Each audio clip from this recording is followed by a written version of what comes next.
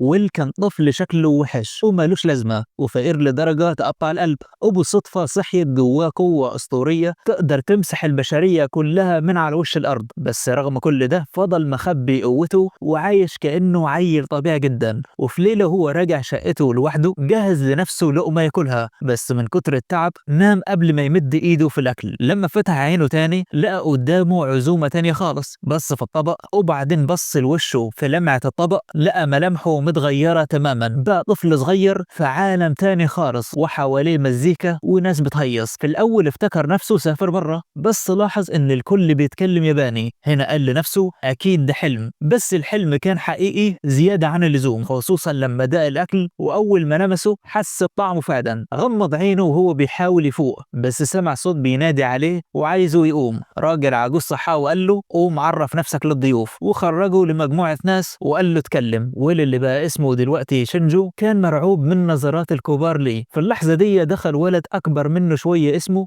إيريك وعرف الناس عليه إنه أخوه الصغير، وقال إن اسمه الكامل طويل، فكلهم بيدلعوه بويل. إيريك قعد جنبه وسأله أنت كنت سرحان في إيه؟ ولما ويل ما عرفش يرد إيريك قال له بما إنك عندك 5 سنين بس أنا هفهمك كل حاجة. النهاردة فرح أخونا الكبير كيرت على إيميلي بنت الراجل النبيل ماين. أبوهم تعب جدا عشان يلاقي عروسة كيرت وطاروا من الفرحة لما وافقت بنت ناس من الطبقة النبيلة تتجوزه. هنا ويل فهم إن عيلته هي كمان من الطبقة النبيلة. طول السهرة الناس كانت بتشرب وتهيص، وويل لسه بيحاول يستوعب جسمه الجديد والوضع الغريب ده، بس اللي طمنه إنه فاهم اللغة وعارف يقرأ اليافط والرسايل. ومن شكل الحفلة افتكر إن العيلة غنية، وبما إنه الابن الثالث قال لنفسه خلاص لا شيل هم الشغل ولا هم أكل، ومسك الشوكة وكمل أكل ولا كأن في حاجة حصلت. بس يا فرحة ما تمت. ثاني يوم الصبح ويل اتصدم من شكل الفطار، مفيش غير عيش ناشف ومقرمش وطبق شوربة صغير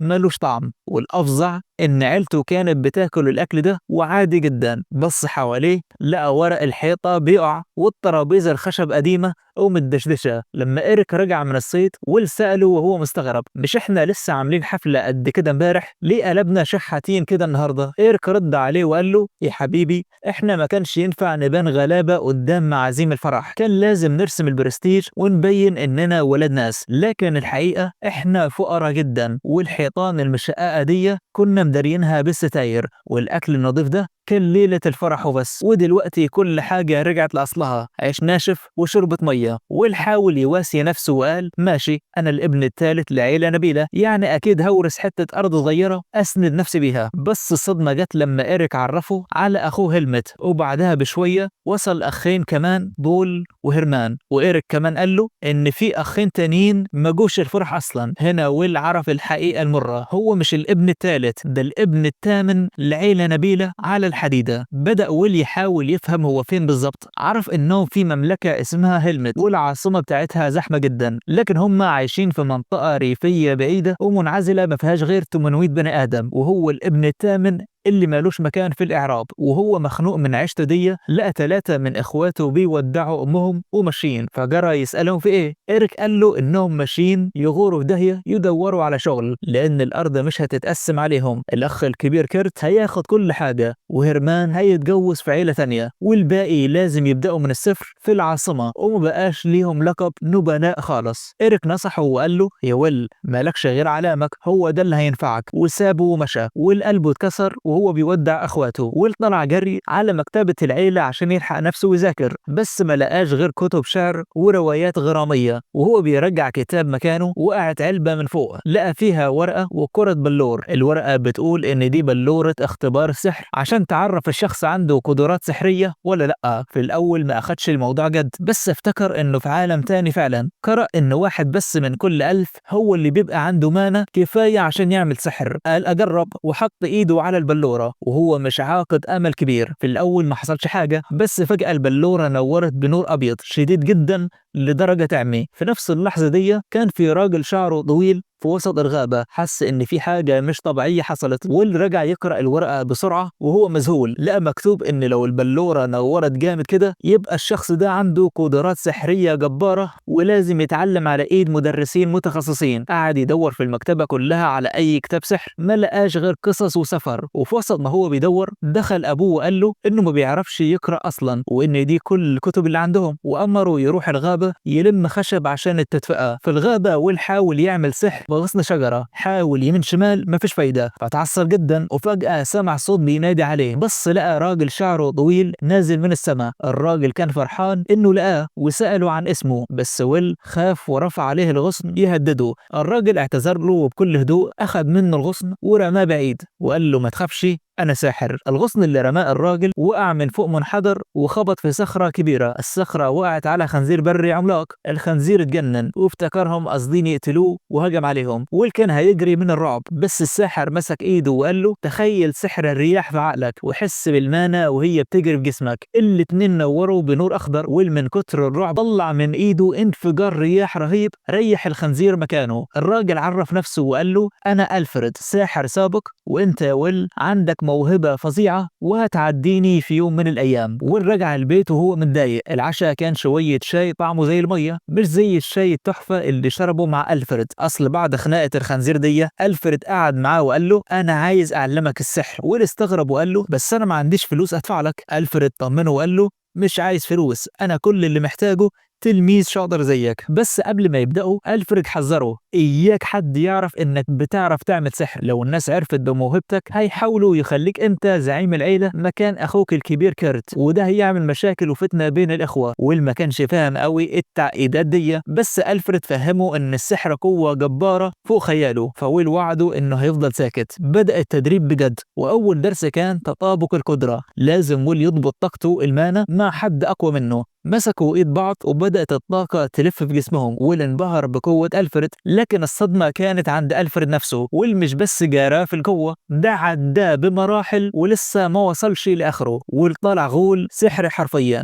في البيت الأب لقى بلورة السحر مكانها متغير، استغرب بس ضحك وقال لكيرت تلاقي ويل كان بيجرب وفشل وجاله إحباط. وكيرت قعد يضحك معاه وهو فاكر إن أخوه الصغير مالوش في السحر. وهم بيضحكوا كان ويل في الغابة بيتعلم سحر النار، وفي كام يوم بس بقى محترف. ألفريد كان بيجيب له خضار من الجبل عشان لما يرجع البيت يقول لأهله إنه كان بيجمع خضار ومحدش يشك فيه. بس كيرت قلبه ما كانش مطمن، سأل ويل أنت جبت الخضار ده منين؟ الأب لاحظ إن النوع ده ما بيطلعش غير في الناحية التانية من النهر ومفيش كوبري هناك. يعني إيه؟ هل ويل طار مثلا؟ الأب ضحك واعتبرها نكتة، بس كيرت بدأ يشك بجد إن أخوه وراه سر كبير. بعد كام يوم ويل وألفريد كانوا طايرين في السماء، ويل بيتعلم سحر التتبع. اصطاد عصفور بسحره وقعدوا يشووه واكلوه. وطلع ازازه شطه واداها لألفريد، بس الغريب ان ألفريد اكلها ولا كانها شطه اصلا. ألفريد حذره يدخل جوه الغابه قوي لان فيها وحوش وكنوز اللي بيدخلها ما بيرجعش. وفجاه ويل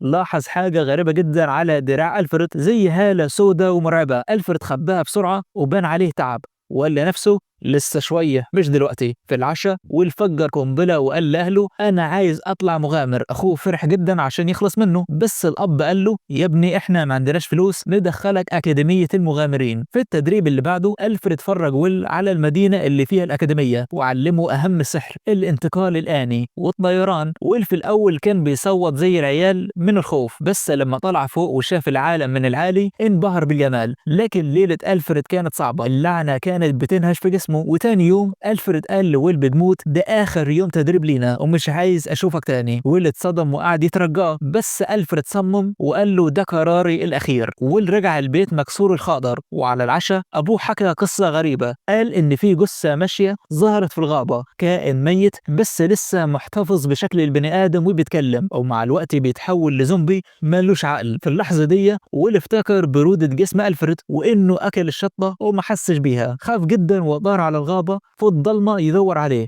ووقع كذا مرة لحد ما وصل لألفريد، حاول يشده ويمشي بيه، بس ألفريد اعترف له بالحقيقة المرة: أنا هو الجثة الماشية اللي بيتكلم عنها يا ويل. حكى له إنه من 5 سنين كان بيحمي الدوك وهما بيدوروا على علاج لابنه، وهجم عليهم جيش وحوش. ألفريد حارب لحد ما طاقته خلصت ومات، بس عشان كان عنده أمنية أخيرة وهي إنه ينقل علمه لشخص يستاهل. روحه رفضت تسيب جسمه وتحول لجثة ماشية، وأول ما لقى ويل وعلمه حس براحة وإنه خلاص يقدر يمشي بسلام. ألفريد قال له: فاضل اختبار واحد يا ويل، لازم تطهرني بسحر القداسة. ويل رفض وهو بيعيط، بس ألفريد فرجه إن جسمه بدأ يتحلل وإنه لو ما خلصش عليه دلوقتي هيتحول لزومبي مرعب. ويل بدأ يقول التعويذة وهو قلبه بيعتصر، والنور بدأ يحرق الهالة السوداء اللي حوالين ألفريد. ألفريد كان بيصرخ من الوجع بس بيشجع ويل يكمل. وفي لحظة وداع مؤثرة ويل شكر أستاذه وودعه، وألفريد اختفى في وسط النور وهو بيضحك وقال له: عيش حياتك يا بطل. مرت السنين وويل كبر وودع أمه وساب البيت عشان يحقق حلمه ويدخل أكاديمية المغامرين. في الفصل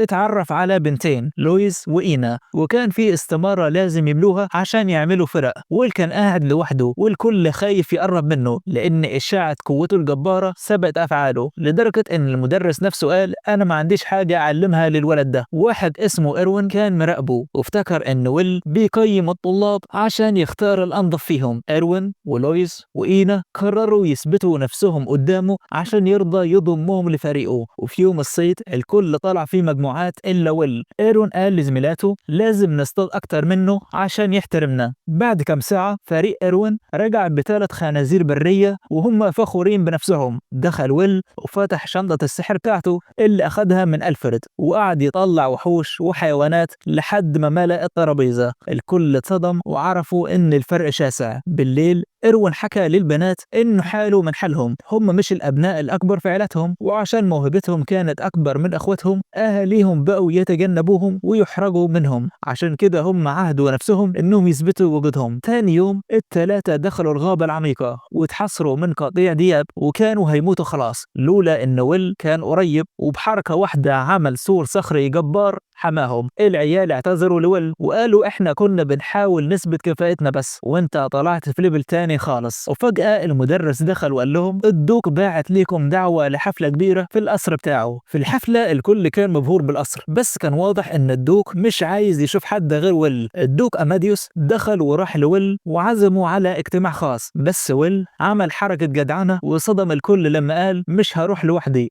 لازم فريقي يجي معايا. وشاور على لويس وإينا وإيروين، ومن هنا بقوا رسميا فريق واحد. في الاجتماع ويل قابل بران ساحر القصر اللي طلع هو كمان أستاذ ألفريد زمان. بران عرف إن ويل هو تلميذ ألفريد لما شاف الشنطة السحرية معاه. ويل حكى له اللي حصل وإنه طهر روحه وسابها تمشي بسلام. بران شكره جدا ورجع لويل كل الحاجات اللي كانت في الشنطة، وكمان الدوك كافئه ب1000 قطعة ذهبية وقصر كبير بالكل ألفريد. ويل لقى نفسه في قصر لوحده فحس بالوحدة وقال: ضل يجي أصحابي يعيشوا معايا. وفعلا بقوا شلة واحدة. بعد فترة الفريق ركب سفينة طائرة عشان يروحوا يحضروا فرح إريك أخو ويل. وهم في الجو السما صافية فجأة الغيوم اسودت وظهر كائن مرعب، تنين العظام. الركاب جالهم حالة رعب والسفينة كانت هتتحطم. الساحر بران كان موجود بس قال: انا ما اقدرش اهزمه، السحر بتاعي مش بيأثر في الكائنات الميتة، مفيش غير واحد بس هو اللي بيقدر. وبص لويل، ويل في الاول اتردد بس بران شجعه. ويل طار في الجو وقابل التنين وجها لوجه. التنين نفخ عليه دخان اسود سام، بس ويل عمل درع حماية وحمى السفينة كلها وبدأ يجمع طاقته كلها في سحر القداسة اللي علمه له ألفريد. الضربة كانت جبارة،